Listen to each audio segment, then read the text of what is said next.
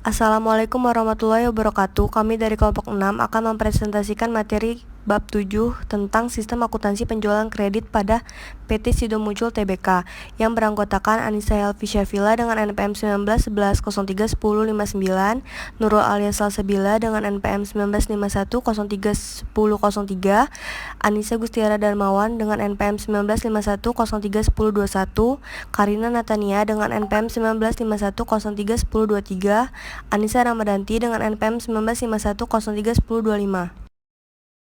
Penjualan kredit. Penjualan kredit dilaksanakan oleh perusahaan dengan cara mengirim barang sesuai dengan order yang diterima oleh pembeli dan untuk jangka waktu tertentu perusahaan mempunyai tagihan kepada pembeli tersebut.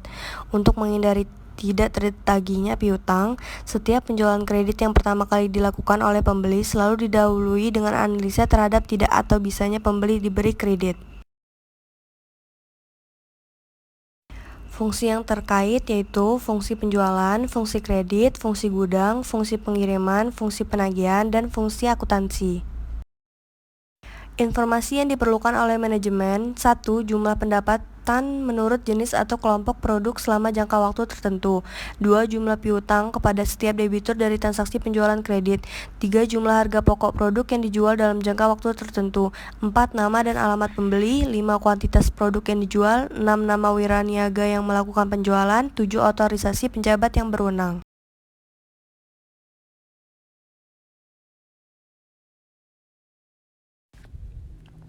Dokumen yang digunakan, yang pertama ada surat order pengiriman dan tembusannya, yang kedua ada faktur dan tembusannya, yang ketiga ada rekapitulasi harga pokok penjualan, dan yang terakhir ada bukti memorial.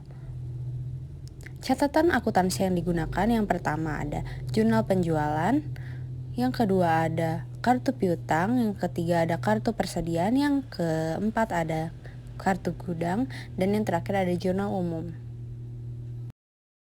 Jaringan prosedur sistem penjualan kredit. Yang pertama ada prosedur order penjualan. Fungsi penjualan menerima order dari pembeli, menambah informasi penting dalam surat order, membuat surat order pengiriman, dan mengirimkan ke berbagai fungsi lain yang memungkinkan untuk melayani order dari pembeli. Yang kedua, ada prosedur persetujuan kredit. Fungsi penjualan menerima persetujuan penjualan kredit kepada pembeli tertentu dari fungsi kredit. Yang ketiga, ada prosedur pengiriman. Fungsi pengiriman mengirimkan barang kepada pembeli sesuai informasi yang tercantum dalam surat order pengiriman yang diterima dari fungsi pengiriman. Yang keempat, ada prosedur penagihan. Fungsi penagihan membuat faktur penjualan dan mengirimkannya kepada pembeli. Yang kelima ada prosedur pencatatan piutang. Fungsi akuntansi mencatat tembusan faktur penjualan ke dalam kartu piutang atau mengarsipkan dokumen tembusan menurut abjad yang berfungsi sebagai catatan piutang. Yang keenam ada prosedur distribusi penjualan. Fungsi akuntansi mendistribusikan penjualan menurut informasi yang diperlukan oleh manajemen. Dan yang terakhir ada prosedur pencatatan harga pokok penjualan. Fungsi akuntansi mencatat secara periodik total harga pokok produk yang dijual selama periode. Unsur pengendalian internal. Untuk merancang unsur-unsur pengendalian internal yang diterapkan dalam sistem penjualan kredit, unsur pokok pengendalian internal ini terdiri dari organisasi, sistem otorisasi dan prosedur pencatatan, dan praktik yang sehat. Dirinci dari organisasi, itu salah satunya terdiri dari fungsi penjualan harus terpisah dari fungsi kredit. Dan untuk sistem otorisasi dan prosedur pencatatannya, itu terdiri dari penerimaan order dari pembeli diotorisasi oleh fungsi penjualan dengan menggunakan formulir surat order pengiriman. Dan yang terakhir ada praktik yang sehat, yaitu terdiri dari surat order pengiriman bernomor urut tercetak dan pemakaiannya dipertanggungjawabkan oleh fungsi penjualan. Sistem penjualan kredit. Fungsi yang terkait, yang pertama ada fungsi penjualan. Fungsi yang bertanggung jawab atas penerimaan pemberitahuan mengenai pengembalian barang yang telah dibeli oleh pembeli. Dan yang kedua ada fungsi penerimaan. Bertanggung jawab atas penerimaan barang berdasarkan otorisasi yang terdapat dalam memo kredit yang diterima dari fungsi kredit. Dan yang ketiga ada fungsi gudang.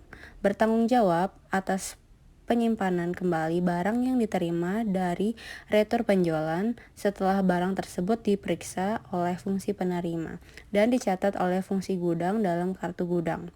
Dan yang terakhir ada fungsi akuntansi, bertanggung jawab atas pencatatan retur penjualan ke jurnal umum atau jurnal retur penjualan, berkurangnya piutang, dan bertambahnya persediaan. Dokumen yang digunakan, yang pertama ada surat order pengiriman dan tembusannya, yang kedua ada faktur dan tembusannya, yang ketiga ada rekapitulasi beban pokok penjualan, dan yang terakhir ada bukti memorial. Surat order pengiriman. Dokumen ini merupakan lembaran pertama surat order pengiriman yang memberikan otorisasi kepada fungsi pengiriman untuk mengirimkan jenis barang dengan jumlah dan spesifikasi seperti yang tertera di atas dokumen tersebut. Berikut merupakan beberapa tembusan surat order pengiriman terdiri dari 1. Surat order pengiriman merupakan lembaran kertas pertama surat order pengiriman yang memberikan otoritas kepada fungsi pengiriman. Yang kedua ada tembusan kredit, bertujuan untuk memperoleh status kredit pelanggan dan untuk mendapatkan otoritas penjualan kredit. Yang ketiga ada surat pengakuan, yaitu dikirimkan oleh fungsi penjualan kepada pelanggan untuk memberitahu bahwa orderannya diterima. Yang keempat ada surat muat, yaitu dokumen yang digunakan sebagai bukti penyerahan barang dari perusahaan kepada perusahaan angkutan umum. Yang kelima ada slip pembungkusan, ditempelkan pada pembungkus barang untuk memudahkan fungsi penerima. Yang keenam ada tembusan gudang, dikirim ke fungsi gudang untuk menyiapkan jenis barang dan jumlah seperti yang dicantum di dalamnya. Yang ketujuh ada arsip pengendalian pengiriman, yaitu tembusan surat order pengiriman yang dihasilkan oleh fungsi penjual yang dijanjikan. 7. Arsip indeks silang. Surat order pengiriman yang dihasilkan secara objek menurut nama pelanggan untuk memudahkan. Yang ke-8 ada faktur penjualan, lembar pertama yang dikirim oleh fungsi penagihan kepada pelanggan. Yang ke-9 ada tembusan piutang, tembusan faktur penjualan yang dikirimkan oleh fungsi penagihan ke fungsi akuntansi mencatat piutang. Yang ke-10 ada tembusan jurnal penjualan, tembusan yang dikirimkan oleh fungsi penagihan ke fungsi akuntansi sebagai dasar mencatat transaksi penjualan dalam jurnal penjualan. Yang ke-11 ada tembusan analisis, tembusan yang dikirim oleh fungsi penagihan ke fungsi akuntansi sebagai dasar untuk menghitung beban pokok penjualan. Dan yang terakhir, yaitu yang ke-12, ada tembusan wiraniaga, dikirimkan oleh fungsi penagihan kepada wiraniaga untuk memberitahu bahwa order dari pelanggan yang lewat di tangannya telah dipenuhi sehingga memungkinkannya menghitung komisi penjualan yang menjadi haknya. Catatan akuntansi yang digunakan. 1. Jurnal penjualan. Digunakan untuk mencatat transaksi penjualan baik secara tunai maupun kredit. 2. Kartu piutang. Buku pembantu yang berisi rincian mutasi piutang kepada tiap-tiap debitur. 3. Kartu persediaan. Buku pembantu yang berisi rincian mutasi setiap jenis persediaan. 4. Kartu gudang. Mencatat mutasi dan persediaan fisik barang yang disimpan di gudang. 5. Jurnal umum. Mencatat harga pokok produk yang dijual selama periode akuntansi tertentu. Jaringan prosedur yang membentuk sistem. Jaringan produk yang membentuk sistem penjualan kredit dibagi menjadi 8. 1. Prosedur order penjualan. 2. Prosedur persetujuan kredit. 3. Prosedur pengiriman. 4. Prosedur penagihan. 5. Prosedur pencatatan uang. 6. Prosedur pendistribusian penjualan. 8. Prosedur pencatatan beban pokok penjualan. Unsur pengendalian. Untuk merancang unsur pengendalian internal yang diterapkan dalam sistem penjualan kredit, unsur pokok pengendalian internal adalah sebagai berikut. Yang pertama, organisasi. 1. Fungsi penjualan harus terpisah dari fungsi kredit. 2. Fungsi akuntansi harus terpisah dari fungsi penjualan dan fungsi kredit. 3. Fungsi akuntansi harus terpisah dari fungsi kas. 4. Transaksi penjualan kredit harus dilakukan oleh fungsi penjualan, fungsi kredit, fungsi pengiriman, fungsi penagihan, dan fungsi akuntansi. Tidak ada transaksi penjualan kredit yang dilaksanakan secara lengkap hanya oleh satu fungsi tersebut. Sistem otorisasi dan prosedur pencatatan. 5. Penerimaan order dari pembeli diotorisasi oleh fungsi penjualan dengan menggunakan formulir surat order pengiriman. 6. Persetujuan pemberian kredit diberikan oleh fungsi kredit dengan membubuhkan tanda tangan pada kredit kopi yang merupakan tembusan surat order pengiriman. 7. Pengiriman barang kepada pelanggan diotorisasi oleh fungsi pengiriman dengan cara menandatangani dan membubuhkan cap "Sudah dikirim" pada kopi surat order pengiriman. 8. Penetapan harga jual, syarat penjualan, syarat pengangkutan barang, dan potongan penjualan berada di tangan Direktur Pemasaran dengan penerbitan surat keputusan mengenai hal tersebut. 9. Terjadinya piutang diotorisasi oleh fungsi penagihan dengan membubuhkan tanda tangan pada faktur penjualan. 10.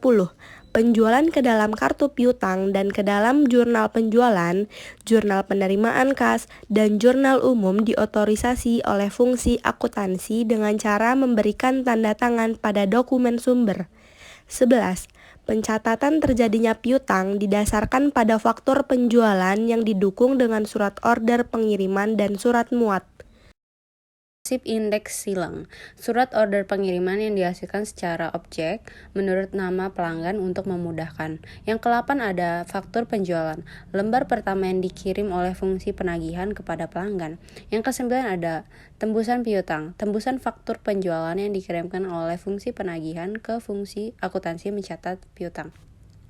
Yang ke-10 ada tembusan jurnal penjualan, tembusan yang dikirimkan oleh fungsi penagihan ke fungsi akuntansi sebagai dasar mencatat transaksi penjualan dalam jurnal penjualan. Yang ke-11 ada tembusan analisis. Sistem retur penjualan. Transaksi retur penjualan terjadi jika perusahaan menerima pengembalian barang dari pelanggan. Pengembalian barang oleh pelanggan harus diotorisasi oleh fungsi penjualan dan diterima oleh fungsi penerimaan. Fungsi terkait dalam melaksanakan transaksi retur penjualan. 1.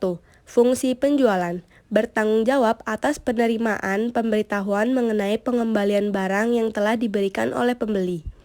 2. Fungsi penerimaan.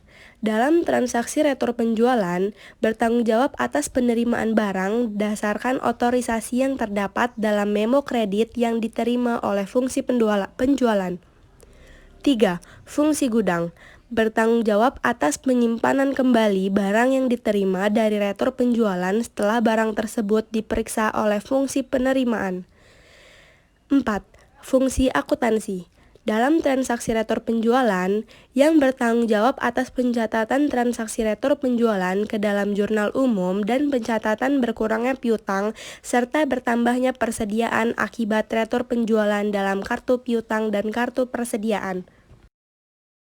Informasi yang diperlukan oleh manajemen dari transaksi retur penjualan. 1. Jumlah rupiah dari retur penjualan menurut jenis produk atau kelompok produk selama jangka waktu tertentu. 2. Jumlah piutang yang berkurang karena adanya retur penjualan. 3. Jumlah harga pokok produk dari persediaan yang dikembalikan oleh pembeli. 4. Nama dan alamat pembeli. 5. Kuantitas produk yang dikembalikan oleh pembeli. 6. Nama wiraniaga yang melakukan penjualan produk oleh dikembalikan pembeli. 7. Otorisasi dari pejabat yang berwenang. Dokumen yang digunakan. Yang pertama, memo kredit. Yang terakhir, laporan penerimaan barang. Catatan akuntansi yang digunakan. 1. Jurnal umum dan jurnal retur penjualan. 2. Kartu piutang. 3. Kartu persediaan. 4. Kartu gudang. Jaringan prosedur dalam sistem retur penjualan. Yang pertama ada prosedur pembuatan memo kredit. Dalam prosedur ini, fungsi penjualan membuat memo kredit yang memberikan perintah kepada fungsi penerimaan untuk menerima barang dari pembeli tersebut dan kepada fungsi akuntansi untuk mencatat pengurangan piutang kepada pembeli yang bersangkutan. Yang kedua, prosedur penerimaan barang, yaitu menerima dari pembeli berdasarkan perintah dalam memo kredit yang diterima dari fungsi penjualan. 3. Prosedur pencatatan retur penjualan. Transaksi berkurangnya piutang dagang dan pendapatan penjualan akibat dari transaksi retur penjualan dicatat oleh fungsi akuntansi di dalam jurnal umum atau jurnal retur penjualan dan ke dalam buku pembantu piutang. Unsur pengendalian internal. Unsur-unsur pengembalian internal yang seharusnya ada dalam sistem penjualan dirancang untuk mencapai tujuan pokok sistem pengendalian akuntansi sebagai berikut. Yang pertama, menjaga aset perusahaan. Contohnya, piutang dagang dan persediaan produk jadi. Kedua, menjamin ketelitian dan keandalan data akuntansi. Contohnya, piutang dagang dan pendapatan penjualan. Unsur pokok pengendalian internal terdiri dari organisasi, sistem otoritas, dan prosedur pencatatan, yang dibagi menjadi bagian order penjualan, bagian penerimaan barang, bagian gudang, bagian piutang, bagian kartu persediaan, dan bagian jurnal. Kombinasi prosedur order, pengiriman, dan prosedur penagihan. Kombinasi prosedur order pengiriman dan prosedur penagihan dapat digolongkan sebagai berikut. Yang pertama, prosedur order pengiriman dan prosedur penagihan terpisah. Yang kedua, prosedur order pengiriman satuan. Yang ketiga, prosedur pra-penagihan lengkap. Dan yang keempat, prosedur pra-penagihan tidak lengkap. Dalam prosedur ini, pembuatan faktur penjualan dan penembusan dilakukan secara terpisah. Surat order pengiriman dan tembusan dibuat oleh fungsi penjualan. Faktur penjualan dan tembusan dibuat oleh fungsi penagihan setelah barang dikirim oleh fungsi pengiriman. Dengan demikian, dokumen-dokumen ini dapat dibuat oleh dua fungsi yang terpisah dan pada saat yang berlainan. Berikut merupakan fungsi penjualan. Yang pertama, ada surat order pengiriman, 2 tembusan kredit, 3 surat pengakuan, 4 surat muat, 5 slip pembukusan, 6 arsip pengendalian pengiriman, dan 7 arsip indeks hilang. Berikut merupakan fungsi penagihan. Yang pertama, faktur penjualan, 2 tembusan piutang, 3 tembusan jurnal, 4 tembusan untuk analisis kegiatan pemasaran, dan terakhir tembusan bagi wiraniaga. Prosedur order pengiriman satuan. Prosedur ini merupakan modifikasi dari prosedur order pengiriman dan prosedur penagihan yang terpisah. Dalam prosedur ini, setiap barang yang tercantum dalam order dibuatkan oleh surat order pengiriman oleh fungsi penjualan. Keuntungannya, informasi hanya mencakup unsur yang bersangkutan, tanggal pengiriman sesuai dengan jadwal yang dijanjikan, jika terjadi back order, jika diperlu analisa pemesanan menurut jenis barang. Selanjutnya ada prosedur pra-penagihan lengkap. Dalam prosedur ini, faktur penjualan dan tembusan dibuat secara lengkap bersamaan dengan order pengiriman dan tembusannya. Keuntungannya, karena order pengiriman dan faktur penjualan dibuat dalam waktu yang sama, maka informasi dalam faktur diketahui oleh fungsi penjualan. Dan yang terakhir ada prosedur pra-penagihan tidak lengkap. Faktur penjualan dan tembusan dibuat oleh fungsi penjualan berserta surat order pengiriman, tapi belum lengkap informasinya, dan setelah barang dikirim ke pembeli, baru surat akan diisi oleh fungsi penagihan.